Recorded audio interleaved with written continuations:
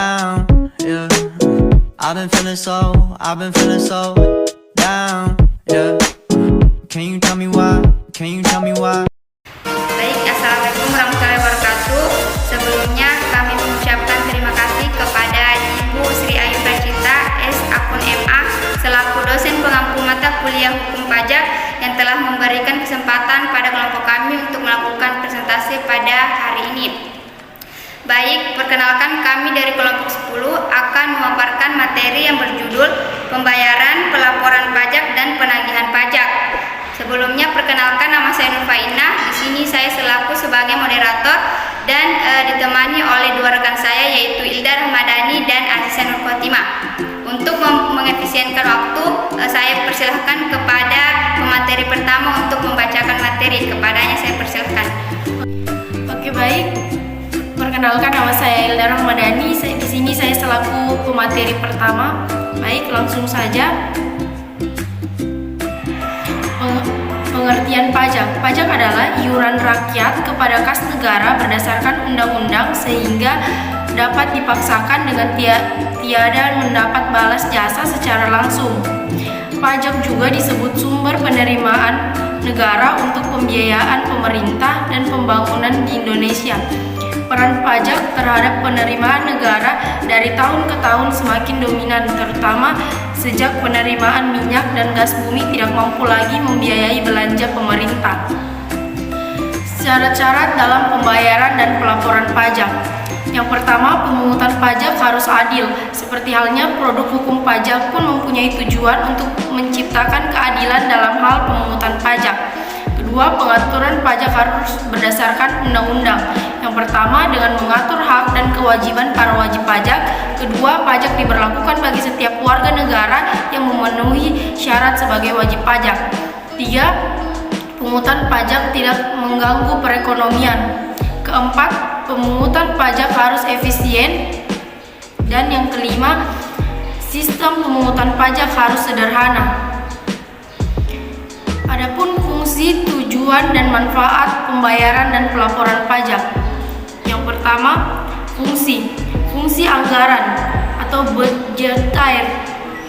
Sebagai sumber pendapatan negara, pajak berfungsi untuk membiayai pengeluaran negara. Yang kedua, fungsi mengatur, reguleran. Pemerintah bisa mengatur pertumbuhan ekonomi melalui kebijaksanaan pajak. Yang ketiga, fungsi stabilitas. Dengan adanya pajak, pemerintah memiliki dana untuk menjalankan kebijakan dan yang berhubungan dengan stabilitas harga sehingga inflasi dapat dikendalikan.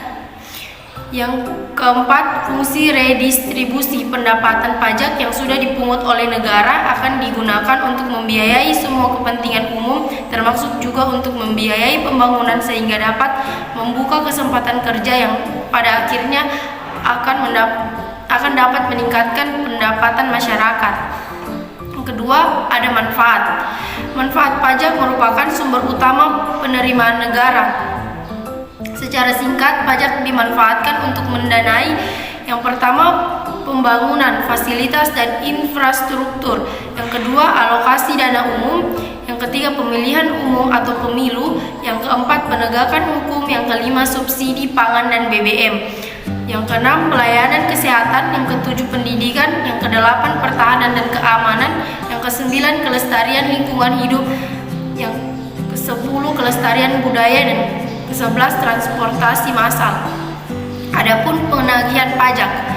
Pengertian penagihan pajak. Penagihan pajak adalah serangkaian tindakan agar penanggung pajak melunasi utang pajak dan biaya penagihan pajak dengan menegur atau memperingatkan melaksanakan pelaksanaan penagihan seketika dan sekaligus memberitahukan surat paksa, mengusulkan pencegahan, melaksanakan penyitaan, melaksanakan penyanderaan, dan menjual barang yang telah disita.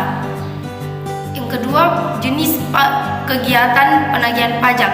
Yang pertama, penagihan pajak pasif adalah keseluruhan kegiatan penagihan di luar penagihan pajak. Aktif, di mana seksi penagihan tidak melakukan tindakan yang nyata terhadap wajib pajak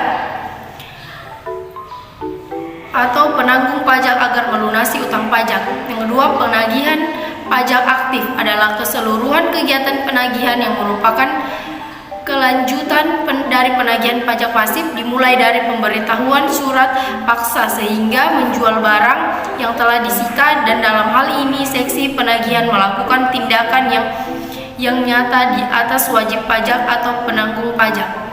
Baiklah, saya Azisha Nur Fatimah selaku pemateri kedua.